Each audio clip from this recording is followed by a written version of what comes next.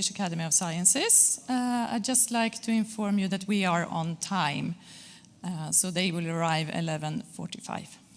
Thank you.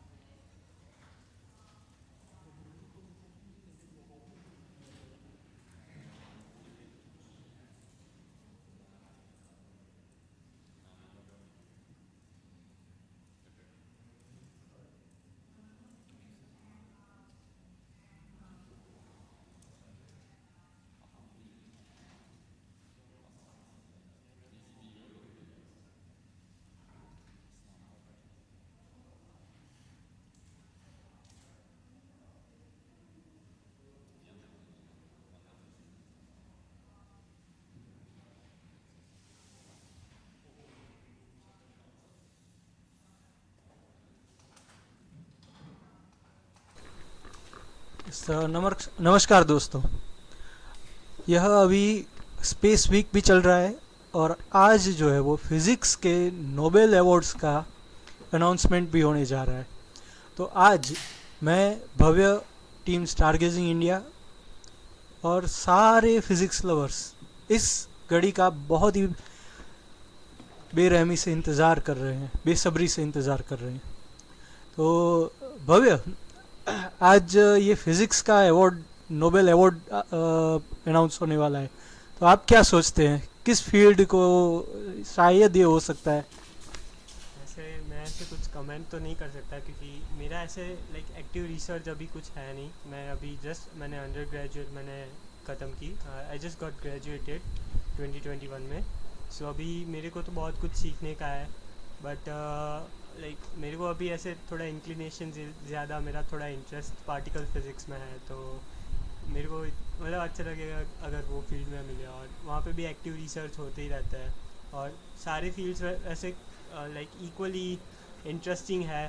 तो जिस पे भी मिलेगा मज़ा ही आएगा उसको समझने का। और देखते हैं अभी कौन सी फील्ड में मिलता है। यस, तो अभी आप स्क्रीन पर देख सकते हैं कि ऑलमोस्ट सारी तैयारियां हो चुकी हैं। डायस पर वेटिंग चल रही है। उसके पीछे मीडिया, वीडियोस वो सारे लगे हुए हैं। तो अभी करीब करीब 1 मिनट की देरी है इस अनाउंसमेंट में। तो शायद 1 से 2 मिनट के अंदर जो ज्यूरी है नोबेल प्राइज़ की वो यहाँ पर आ जाए। सो ये नोबेल प्राइज़ जो है वो किस बात के लिए दिया जाता है, किस तरह से उसका प्रोसीजर होता है, वो कुछ अगर तब तक हम बात करना चाहें तो। ये जो स्वीडिश एकेडमी होती है वो हर साल जो जिसमें ऐसे काइंड ऑफ बेस्ट और ग्राउंड ब्रेकिंग रिसर्च किया होता है, तो वो रिसर्च को चूज़ करती है और then they announce this prize to them. Yes, जिन लोगों ने ब्रेक ब्रेक थ्रू। किसी भी सब्जेक्ट में अगर जैसे अगर पीस की बात करें तो पीस के लिए किसी ने इतना रिमार्केबल काम किया हो, या फिर फिज़िक्स, केमिस्ट्री, साइंस के अलग अलग फील्ड में ये सारी चीज़ें की हुई हो, तो उन सबको एक प्राइज़ मनी दिया जाता है, एक नोबेल प्राइज़ जो है वो दिया जाता है। और उसी के साथ इन सबको बढ़ावा मिले ऐसे कार्यक्रम उस तरह से होते रहते हैं। मैथमेटिक्स के सिवा सारी फील्ड्स में मिलता है ये प्राइज़। मैथमेटिक्स के लिए नोबेल प्राइज़ के इक्विवेलेंट और एक प्राइज़ है जिसको बोलते हैं फील्ड्स मेडल। सो एक मैथमेटिक्स को छोड़ के सभी फील्ड्स में ये होता है नोबेल प्राइज़।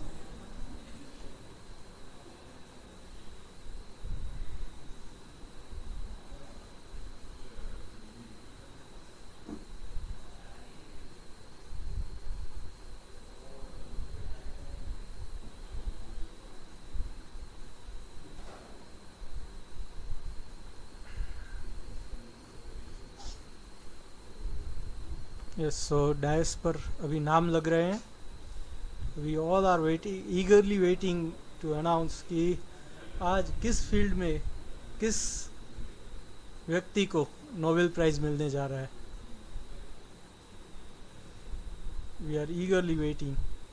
नेम प्लेट लग चुकी है ज्यूरीज की।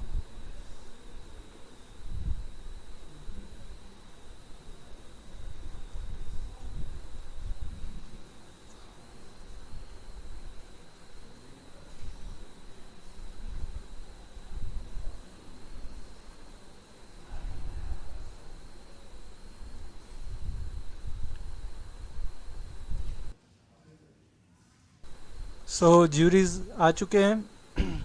अभी हम अपने आप को साइलेंट करते हैं और आपको इसे एंजॉय करने का रास्ता प्रदान करते हैं।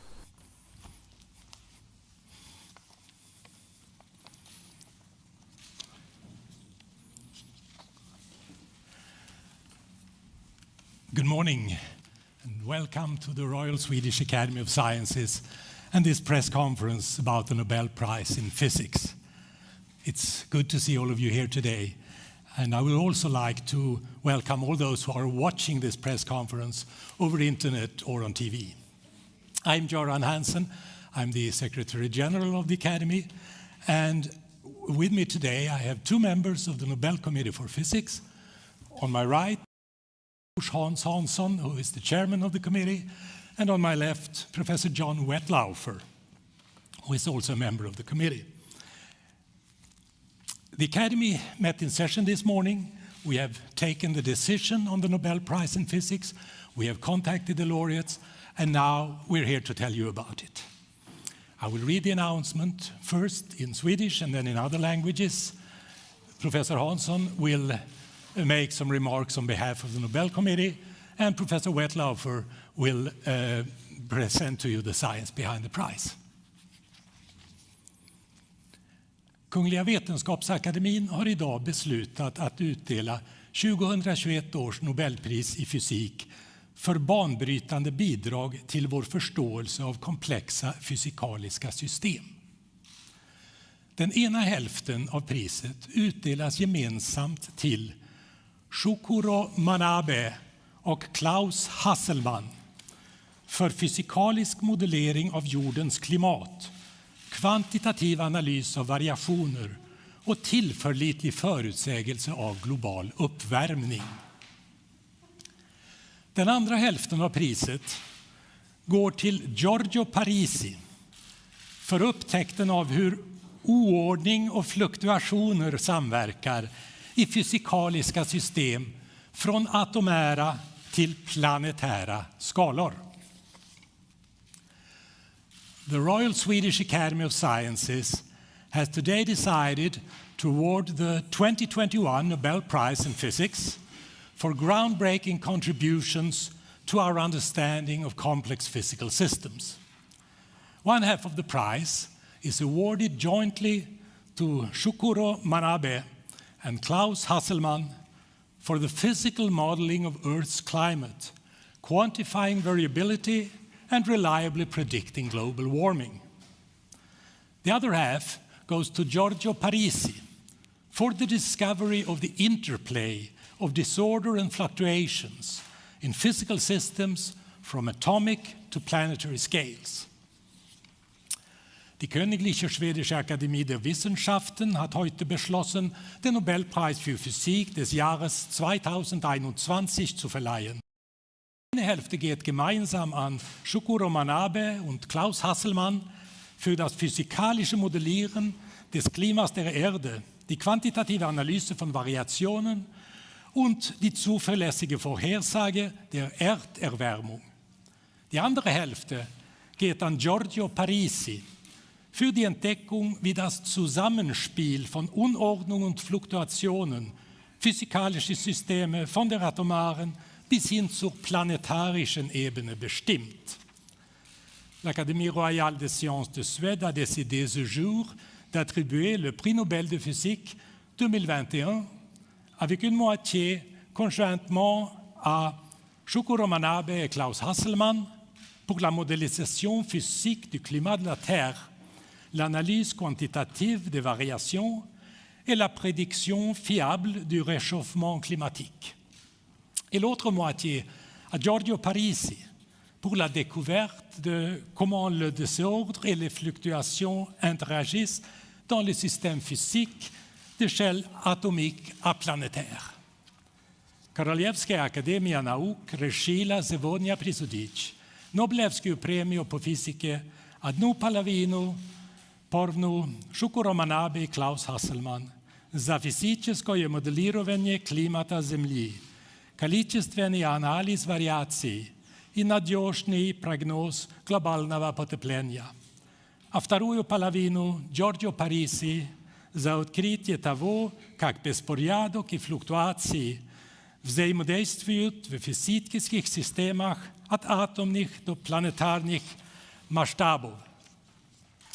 And you see the new Nobel laureates on the screen above us.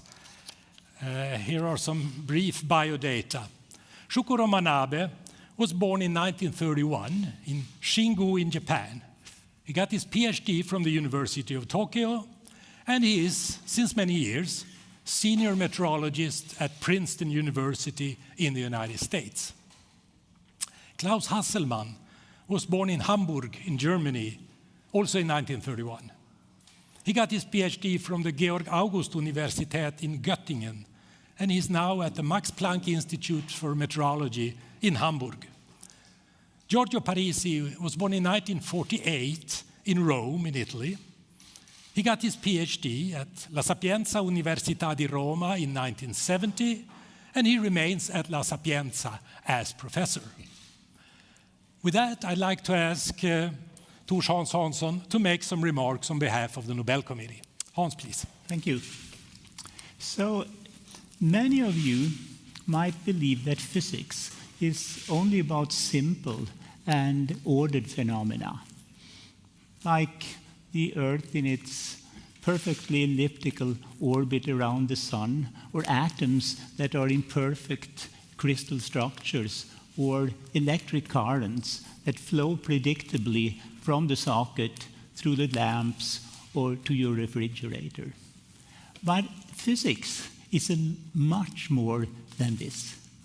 One of the basic tasks of physics is to use basic theories of matter to explain complex phenomena and processes. Like how materials like glass are structured, or what is the development of the Earth's climate. These studies require deep intuition for what structures and what progressions are essential, and also mathematical ingenuity in order to develop the models and the theory that describes them. Things at which this year's laureates are true masters. Thank you, Hans. John Wettlaufer, please tell us more about the science behind the prize. The floor is yours. Thank you.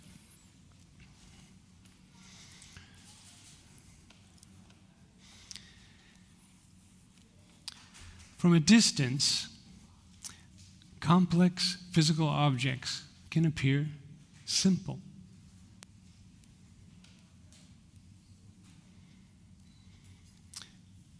From atoms to planets, taking a closer look always reveals structure.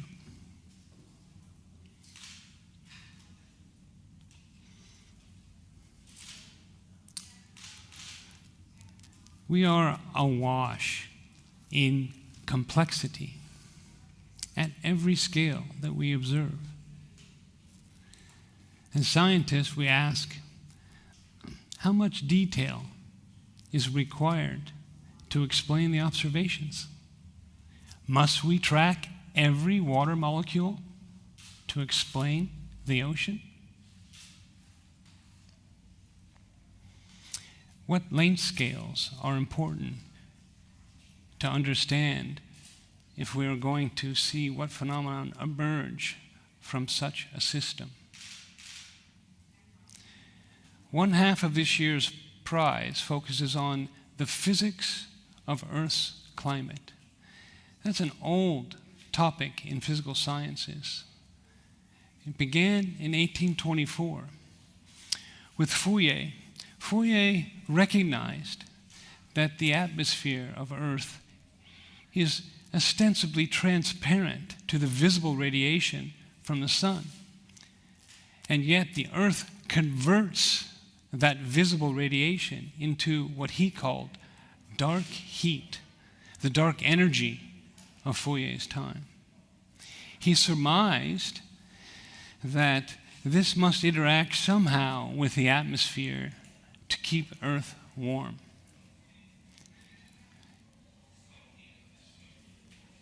Scientists subsequently measured in the laboratory the absorption and emission of what we now call infrared radiation, Fourier's dark heat.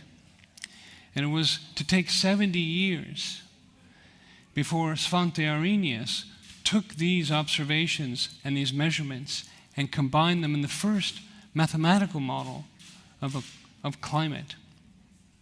And he predicted that if the concentration of greenhouse gases in the atmosphere increased, so too would the temperature of the Earth.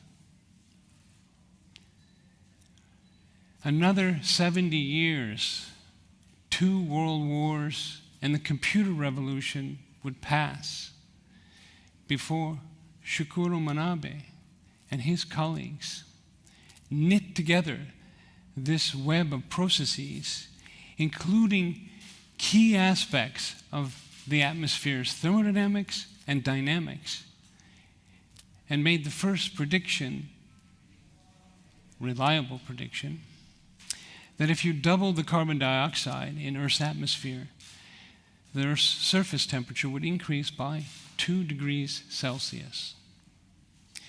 And about the same time, Edward Lorenz taught us about chaos, that the weather is chaotic. It evolves rapidly and becomes unpredictable after about a week. Could it be that Lorenz's chaos was noise to the climate? So thought Klaus Hasselmann. He made the analogy between the rapidly varying weather and the slowly varying climate and Brownian motion from Einstein's theory, whereby rapid collisions of water molecules with pollen grains displace them slowly over time. He then predicted that the weather on timescales of days influences the ocean on the timescale of years. He went further with these ideas, and he constructed a systematic statistical way to compare measurements, observations, and models to extract the fingerprints of particular physical processes in the climate system. Galileo peered into outer space with his telescope. Giorgio Parisi peered into inner space with mathematics and asked questions about apparently banal materials like glass that were deep and impacted many areas of physics. We're used to taking a liquid like water and cooling it under normal circumstances. It freezes into a periodic, well-ordered structure. However, if we freeze the liquid very rapidly, it becomes another body. We call it amorphous. It has attributes of both solid and liquid. We can understand the difference between these systems in daily life because we see them in glasses all the time. Glasses fracture like a solid and yet flow like a liquid. We can consider their energies, their energy landscapes. The periodic solid has a simple landscape. A particle in a bowl can only find one place to rest. In a glass, the landscape is complex and rugged. It's not clear where particles will reside.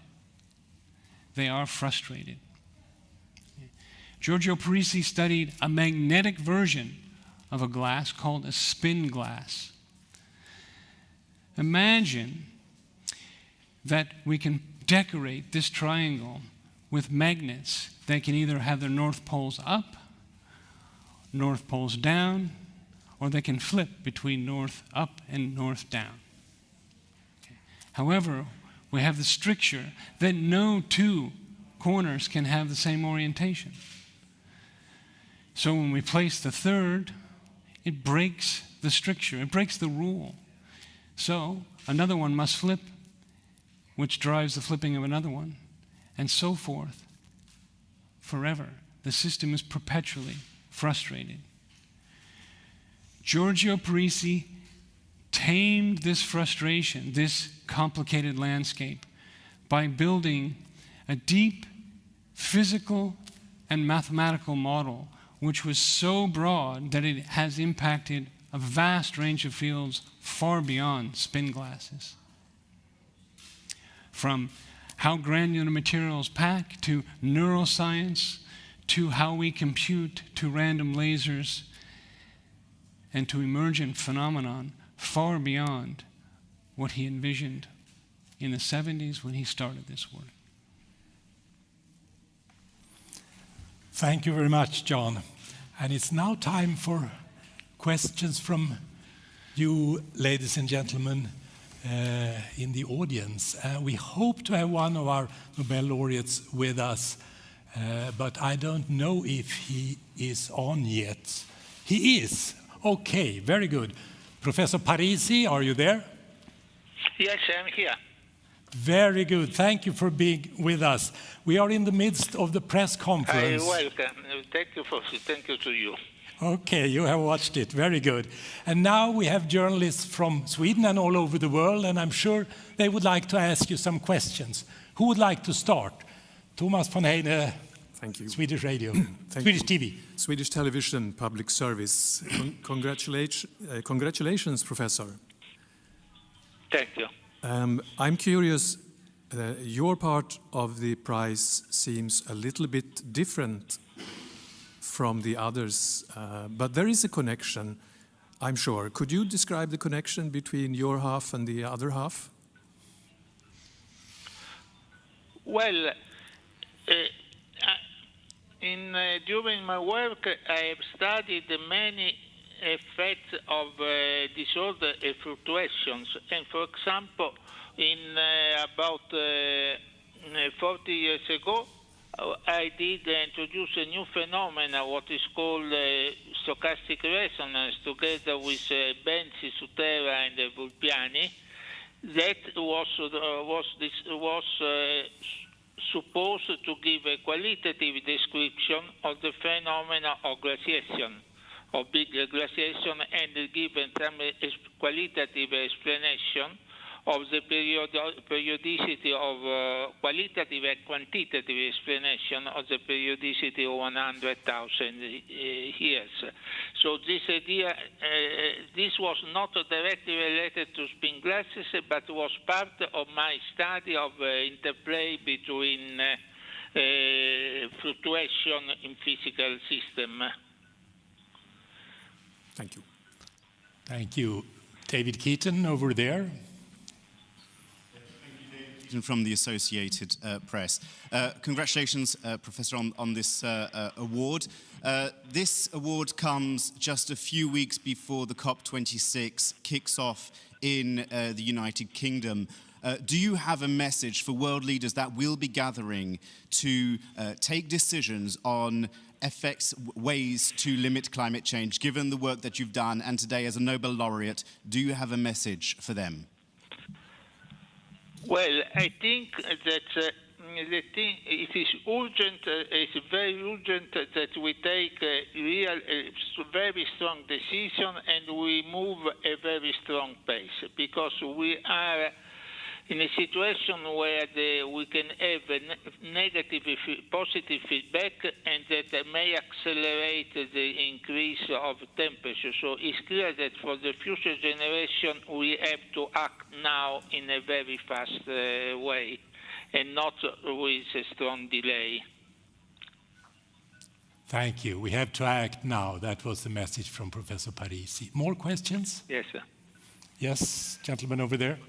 Yes, Daniel Ingmo, Express, and congratulations, Mr. Parisi. I would like to ask you, thank you, if you were expecting this award and how you reacted when you got the news. Well, I was very happy. I mean, in some sense, I was not really expecting, but I knew that I have some chance, and so I kept the telephone near me. But I was expecting that phone call, was not expecting the phone call so early, but I was really very happy.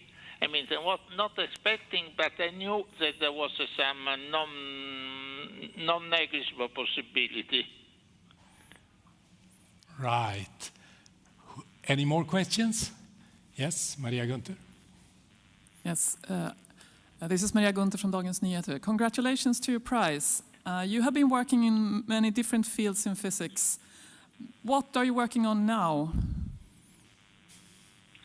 Well, I'm working on, for the present moment, I work to understand better the physics of glasses. There are many questions that are not really understood. And also I'm doing some part of the time I'm following the pandemics of COVID. I try to understand more precisely which is the situation, which is the correlation between different events and so on, because you see once that one has events,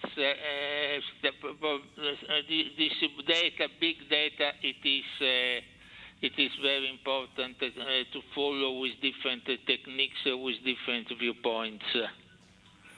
Yes, are there more questions? David Keaton has one more question, and then don't be shy, the rest of you. You have your chance now. David Keaton.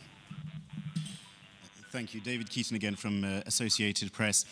2021 saw a great number of extreme weather events, from storms, floodings to heat waves.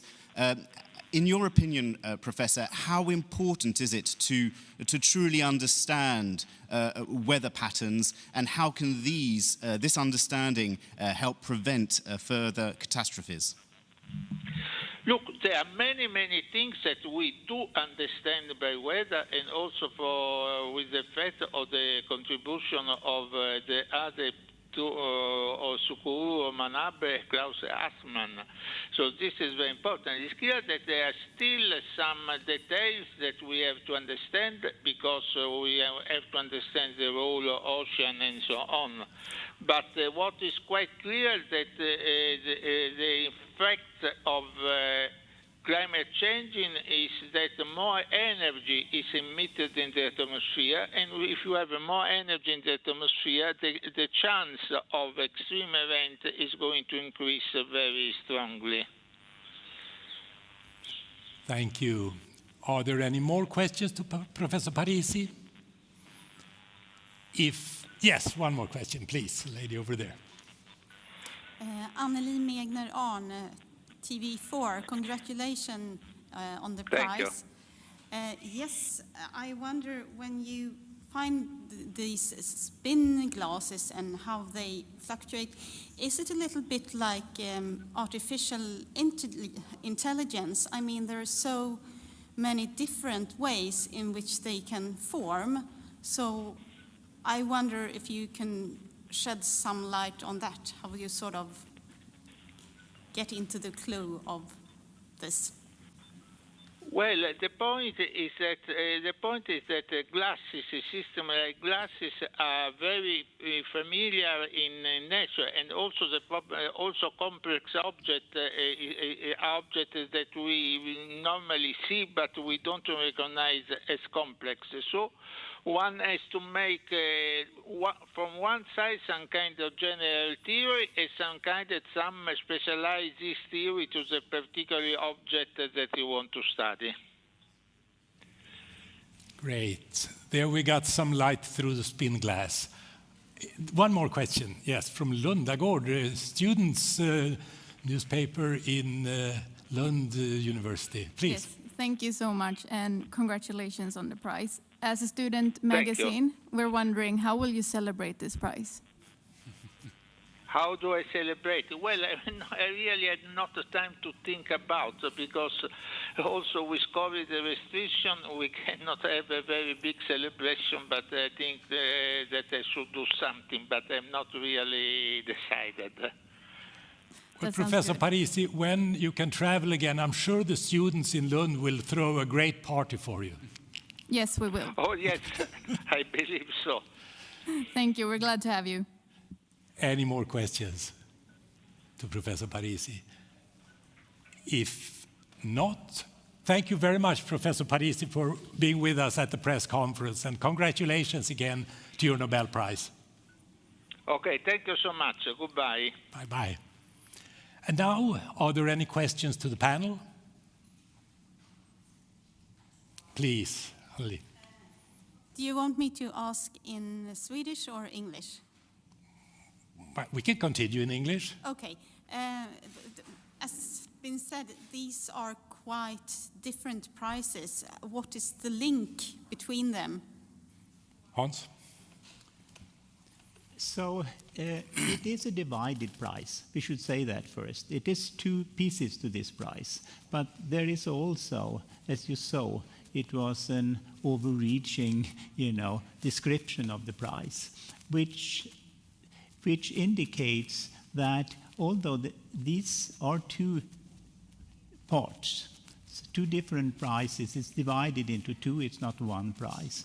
But there is the common theme that has to do with disorder, that has to do with fluctuations, that has to do with how disorder and fluctuations together, if you understand it properly, can give rise to something that we can understand and something that we can predict. We can predict what is happening with the climate in the future if we know how to encode the chaotic weather, as Professor Wettlaufer told you about. And in the spin glasses, although it's a very complicated system, it's a hidden structure that you can discover if you analyze it in the correct way. And the correct way to analyze it was exactly what Professor Parisi discovered. Any more questions?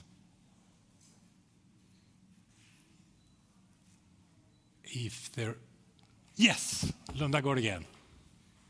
Thank you. So with this prize, are the committee hoping to send a message to world leaders about the gravity of the climate crisis? Well, the world leader that hasn't gotten the message yet, I'm not sure that they will get it because we are saying it. But it's a physics prize. And what we are saying is that the modeling of climate is solidly based in physical theory and well-known physics. Yeah, you could say that the notion of global warming is resting on solid science. That's a message. John, you want to add? I'll just emphasize that we have recognized here, I think, as you may have seen in the presentation, the real core of how climate has been understood and modeled from sort of its inception.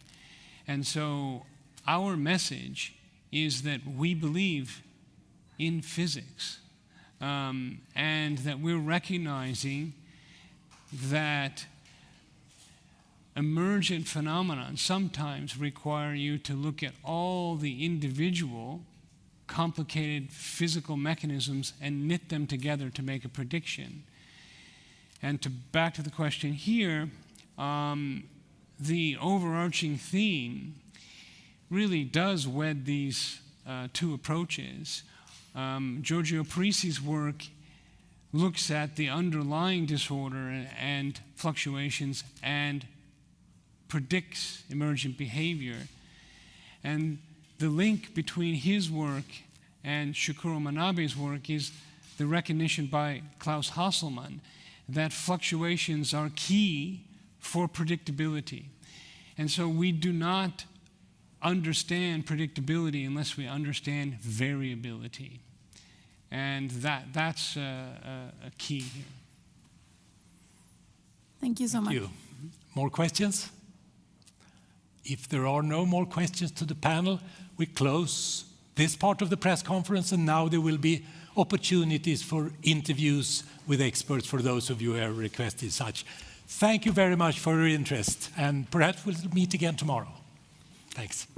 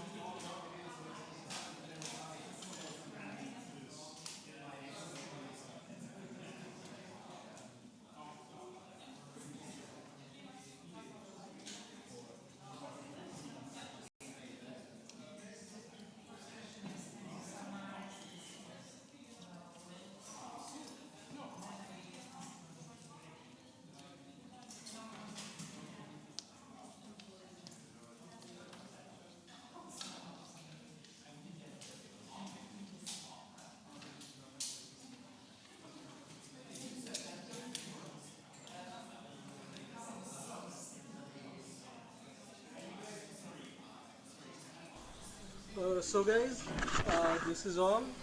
आज जो press conference थी और जो announcement था वो यहीं तक का था. So have a wonderful time, have a great time.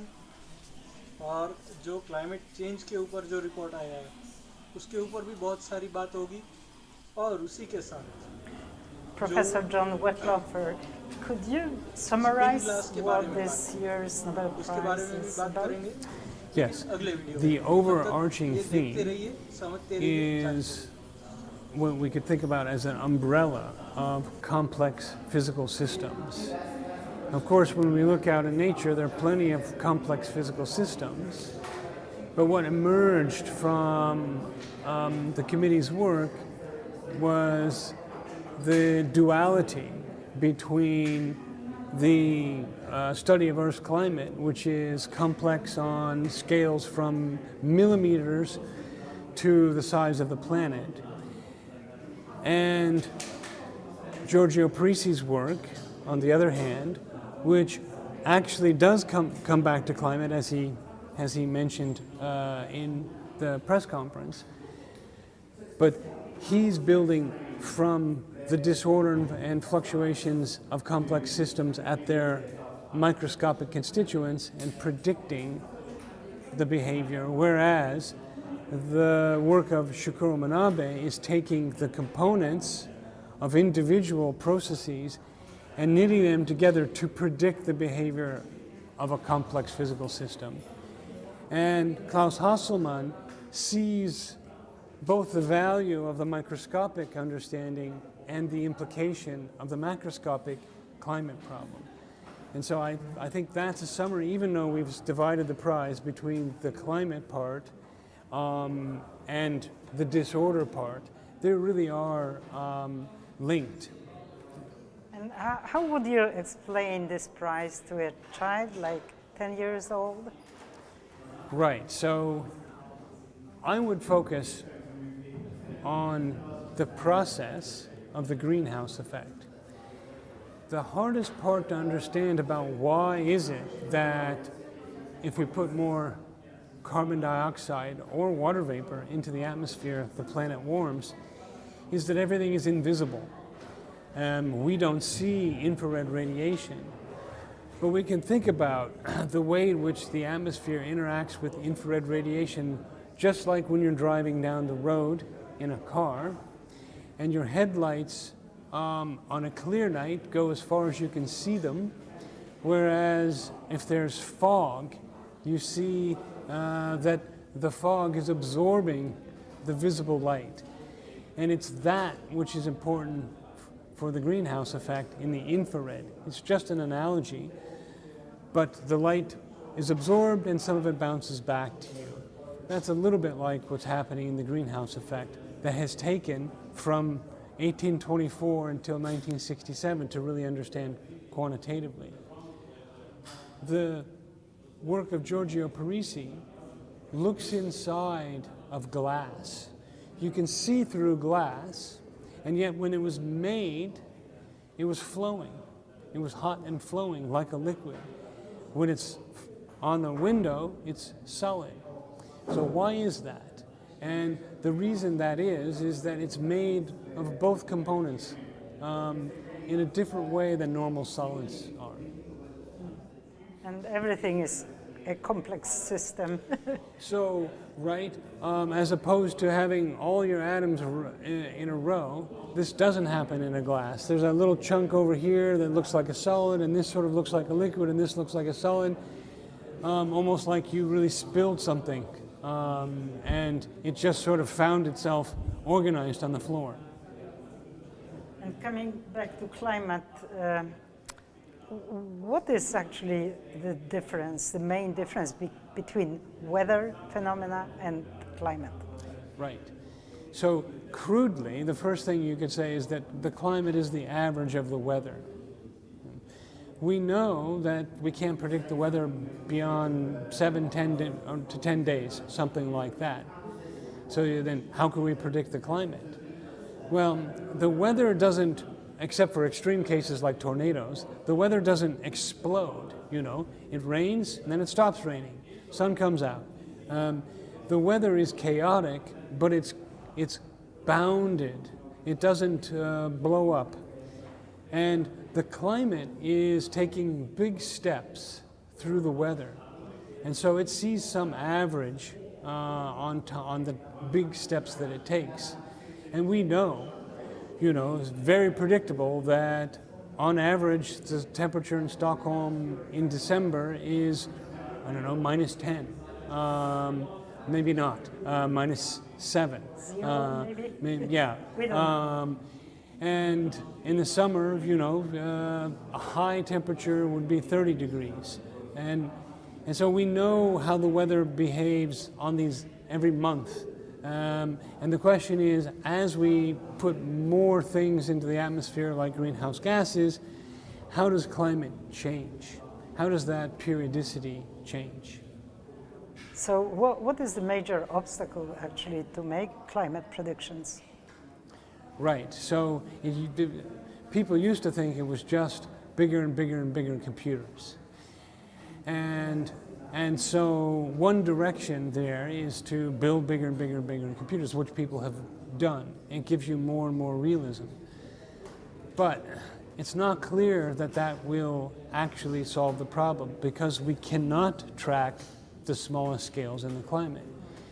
And so the impediment is, how do we numerically and mathematically resolve the small scales and yet still march the climate on in these broad steps? And that's a very, very contemporary area of research. And Klaus Hasselmann's thinking actually has driven that. So how come the Nobel Prize is awarded this year? In climate, you mean? Oh. Well, there's a problem with trying to understand the physics of climate as opposed to a laboratory experiment.